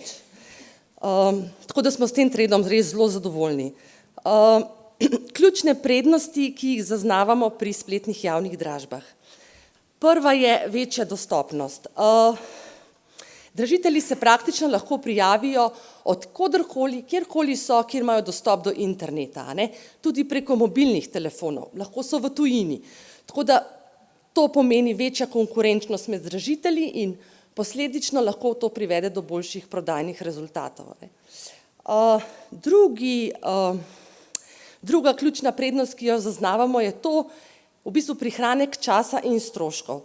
Dražiteljem ni več treba hoditi v Ljubljano na dražbe v naše prostore, prihranijo čas, prihranijo stroške, poenostavitev postopkov pa je tudi na strani organizatorja.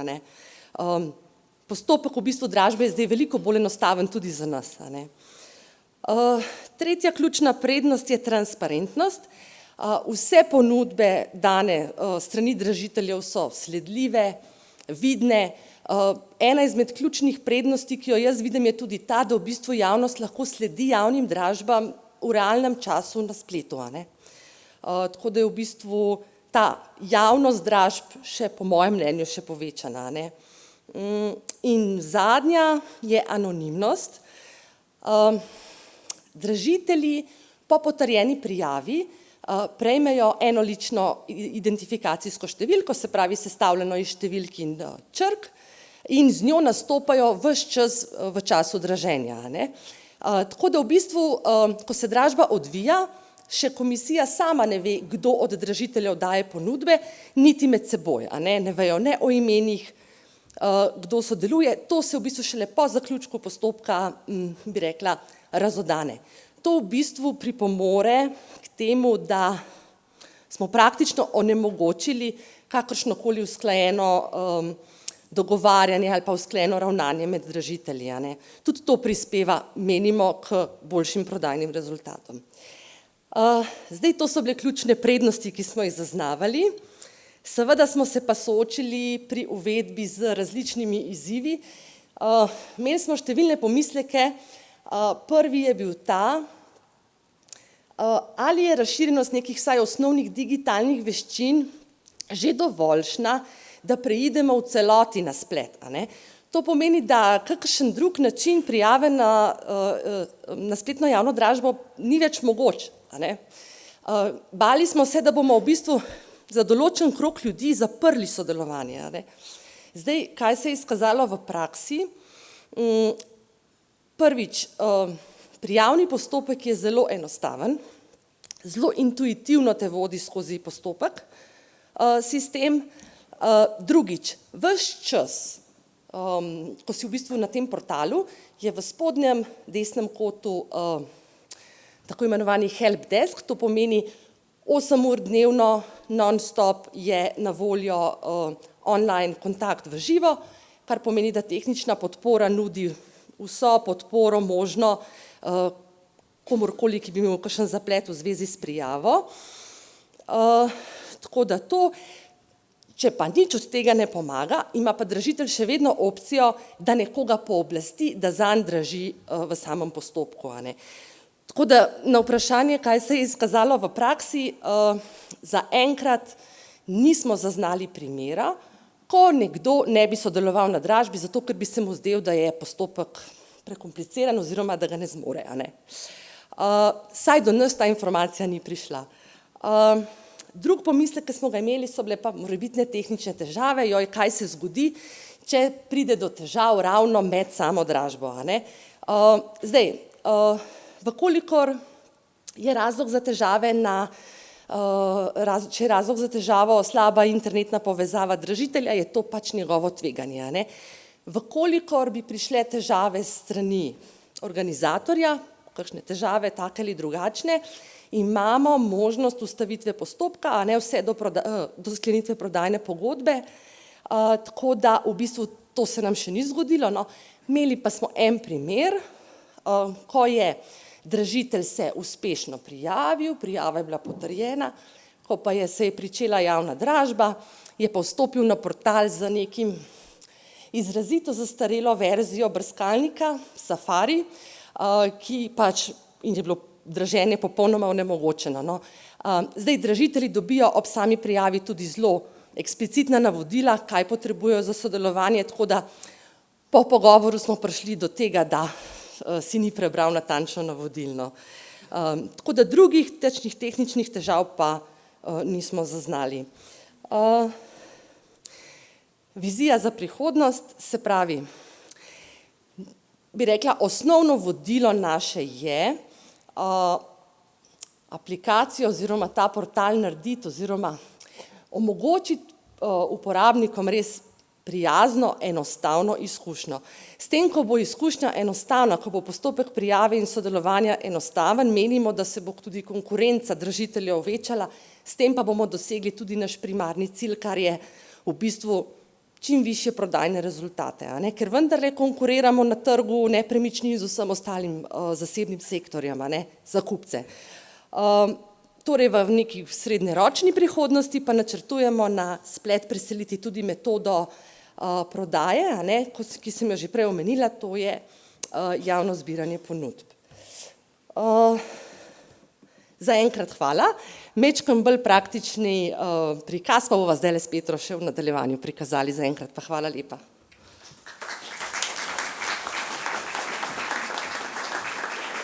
Hvala Metki, in kot je že Metka napovedala, bosta zdaj s Petro v praksi obe predstavljeni aplikaciji tudi prikazali. To bo zdaj naš zaključek.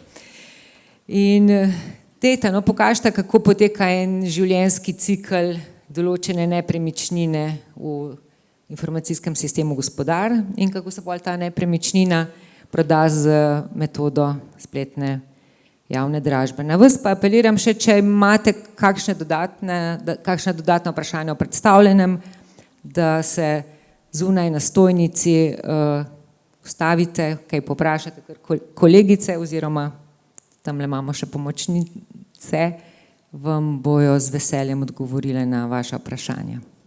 Izvolite. Bom zelo hitra, da ne bomo potegnili v čas kosila. Čistja, kako zgleda nek življenjski cikel nepremičnine skozi informacijski sistem Gospodar. Seveda, ko dobimo neko nepremičnino v upravljanje, jo je potrebno vpisati v ustrezen kompleks. Izberemo vedno, katero vrsto nepremičnine vpisujemo, ker se nam potem odpre ustrezna maska za vpis identifikacijskih podatkov, zberemo, za kakšno lastninsko stanje gre, a ne, lahko nepremičnino tudi najemamo ali uporabljamo na drugem pravnem naslovu. Nepremičnino dodamo, torej potrdimo sam vnos.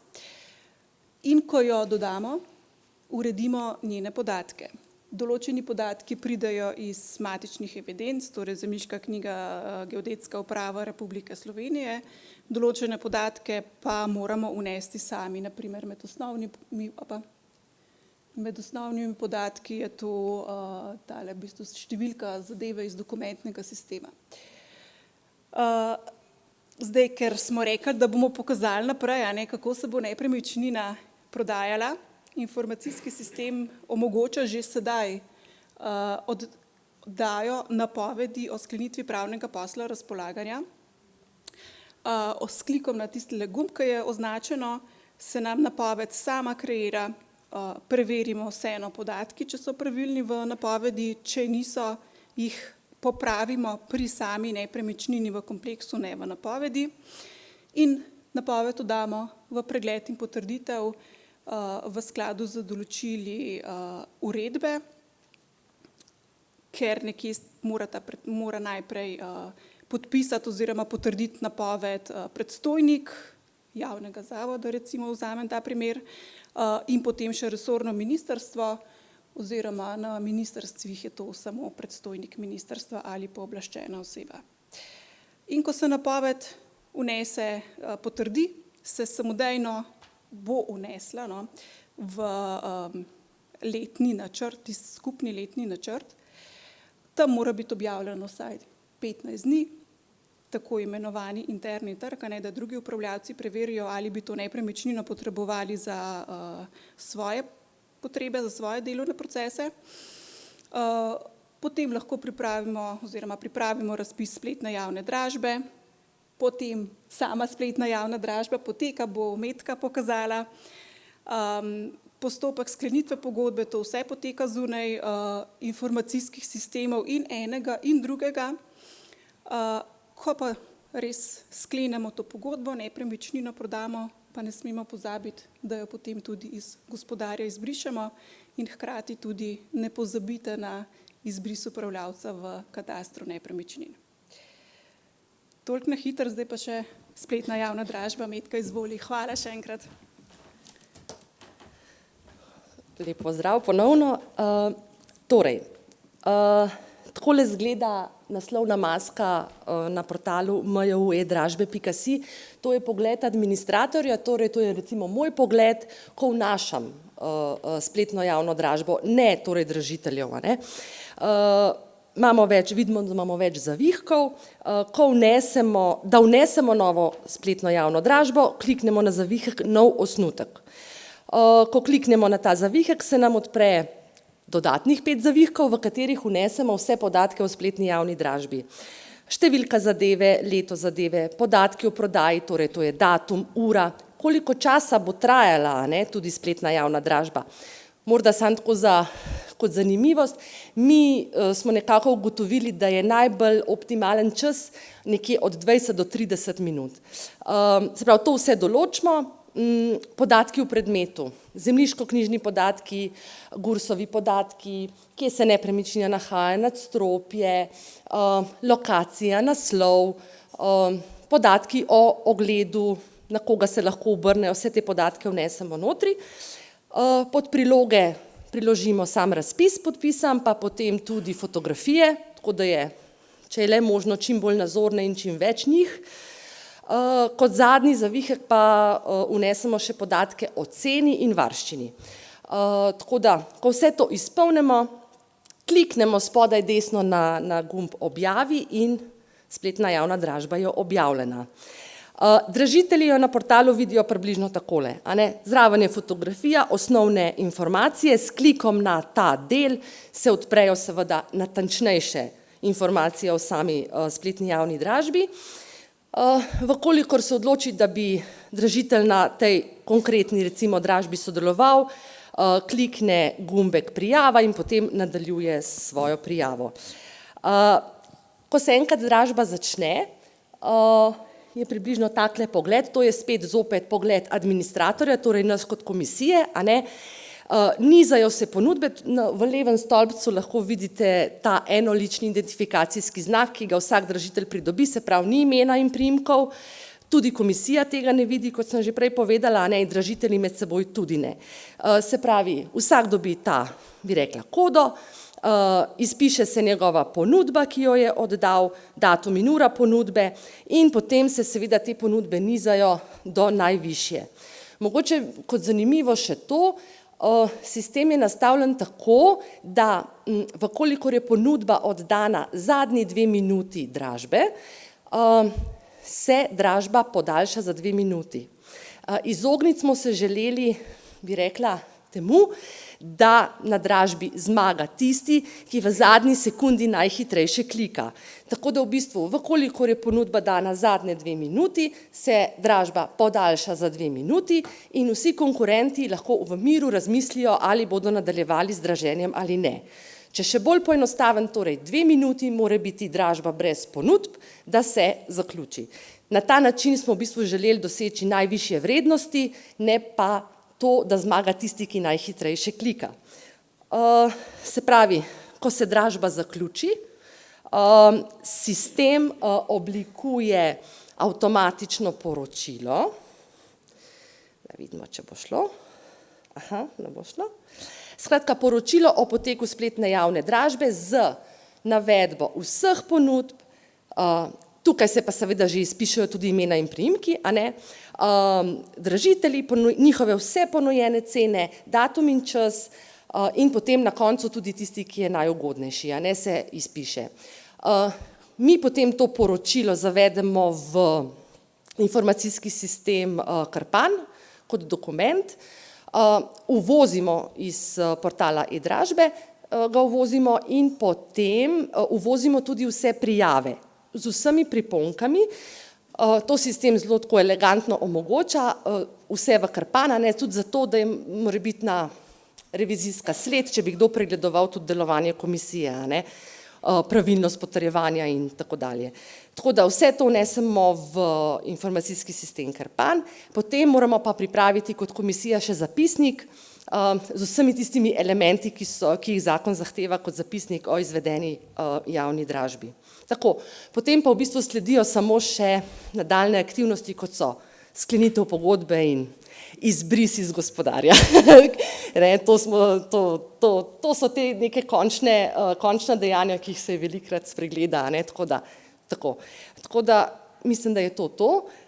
Vsem, ki prodajate, vam želim uspešno prodajo, preostalim pa lep dan, hvala lepa.